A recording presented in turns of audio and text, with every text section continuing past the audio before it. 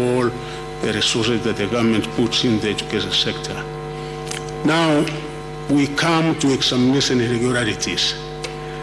As much as we try to minimize, and we were successful in minimizing our exposure, and hence the number of irregularities we used to experience there before, we still had a few cases of irregularities. There were a total of 4,113 candidates who were reported to have been involved in examination irregularities in the year 2023 Kcse examination. Of this, we have cancelled results of 4 cases of reported impersonation after completing investigations. The results of the remaining 4,109 candidates who were suspected to have engaged in examination irregularities have also been withheld pending the completion of investigations in their cases within a period of 20 days from today. The Council is empowered in law as provided in the Kenya National Examination Council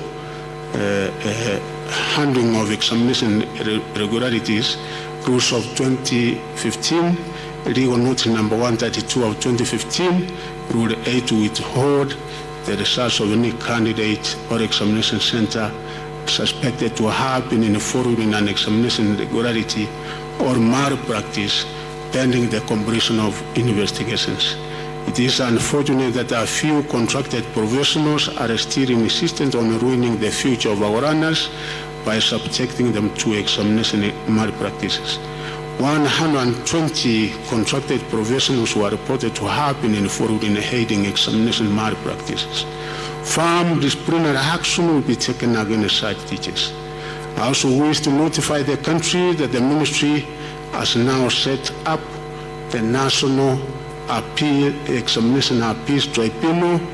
My chairman and the members of the Education Committee will remember that we had an engagement in this and undertook to ensure that we exercise the members, which we have done in line with Section 40B(2) of the NEC Act 2012. I therefore urge any Kenyan aggrieved by any process of the Council to seek redress through the tribunal. Accessing the 2023 Kcse examination results. And as I told you last time, we are not having a service provider, so the SMS system, we are not going to have that, but we have a system in place that people will be able to access the results immediately after this.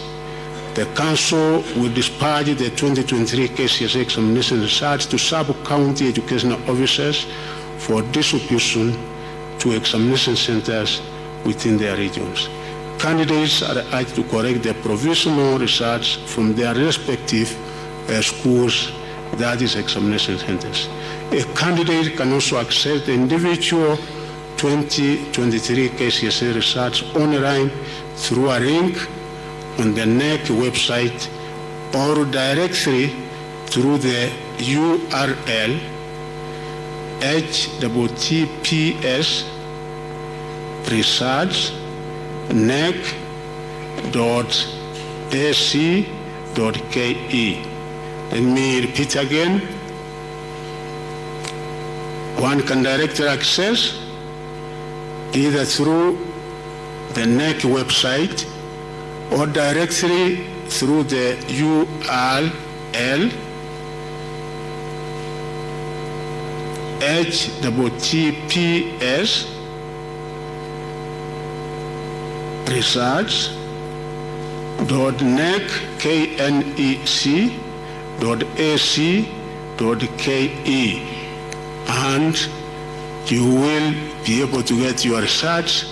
This time round, we have worked with the engineers and the experts, and we are sure that the website and this particular system is working such that Kenyans will not be able to have the kind of inconvenience that we had last time when using a service provider. You will be required to enter your candidate's index number and the names as per the registration data for the 2023 Kcse examination. The results will be available immediately after this exercise. I now declare the 2023 Kcse examination results officially released and wish all the candidates the best in their future academic journey. I also wish all runners, teachers, parents, guardians, and all the stakeholders a happy and prosperous New Year 2024. Thank you and God bless you. Thank you very much.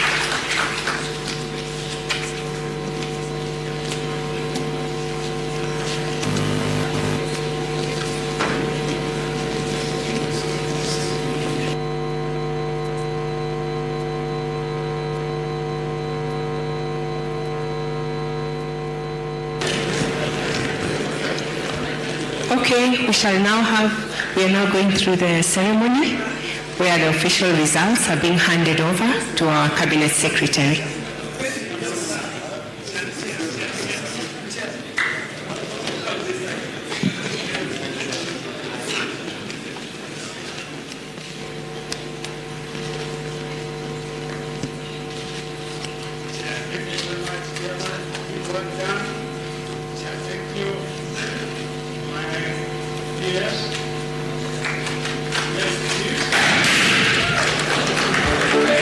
Thank you.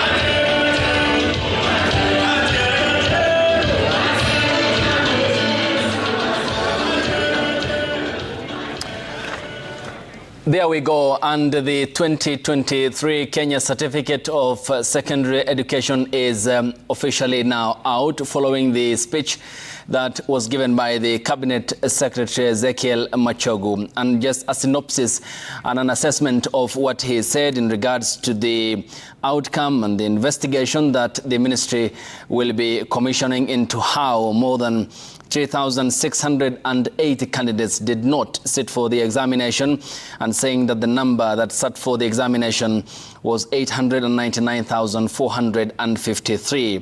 Also important to note is the